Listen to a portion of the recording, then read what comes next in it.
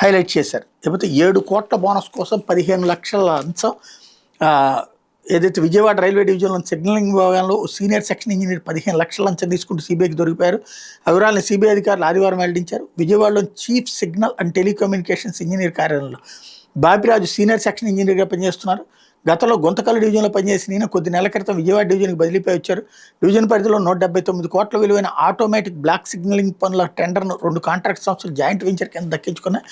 Tender నిబంధనల ప్రకారం నిర్ణీత గడువు కంటే ముందుగానే కాంట్రాక్టుల పనులను పూర్తి చేశారు.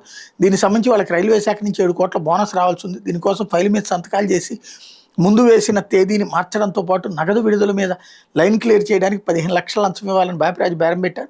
దీని మీద కాంట్రాక్టులు సిబిఐకి ఫిర్యాదు చేశారు. జాయింట్ వెంచర్ సంస్థలో ఉన్న కంపెనీ ప్రతినిధి కుమారుడు ఆదివారం విశాఖ నుండి విజయవాడ వచ్చే మార్గంలో లంచం మొత్తాన్ని అందజేస్తాడని సమాచారం ఇచ్చారు.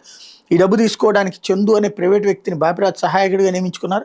కాంట్రాక్ట్ సంస్థ ప్రతినిధి కుమారుడు నుంచి లంచం డబ్బులు తీసుకుంటారు. చందుతో పాటు బాపిరాజును సిబిఐ అధికారులు రెడీ హ్యాండెడ్గా పట్టుకున్నారు. నిందితులను సోమవారం విజయవాడలోని సిబిఐ కోర్టులో హాజరుపరచబోతున్నారు. విశాఖపట్నం, విజయవాడ, పిఠాపురం, హైదరాబాద్లో బాపిరాజు భారీగా ఆస్తులు కూడా పెట్టుకున్నట్టు సిబిఐ గుర్తించింది. ఆయా ప్రాంతాల్లో నివాసాల్లో వేర్వేరుగా బృందాలు సోదాలు నిర్వహించాయి. కాగా రైల్వే కాంట్రాక్టర్ నుంచి పనుల విలువను బట్టి ఇంజనీర్లు పర్సంటేజీలు తీసుకుంటారు. ఇప్పటి వరకు ఉన్న పర్సంటేజీలు బాపిరాజు భారీగా పెంచినట్టు సమాచారం. ఆయన చెప్పినంత ఇస్తేనే ఫైల్కి గ్రీన్ సిగ్నల్ పడుతుందని, లేకపోతే ఎన్ని రోజులైనా తొక్కి పెడతారన్న ఆరోపణలు ఉన్నాయన్నటువంటి వార్తని హైలైట్ చేశారు. ఇది యుద్ధ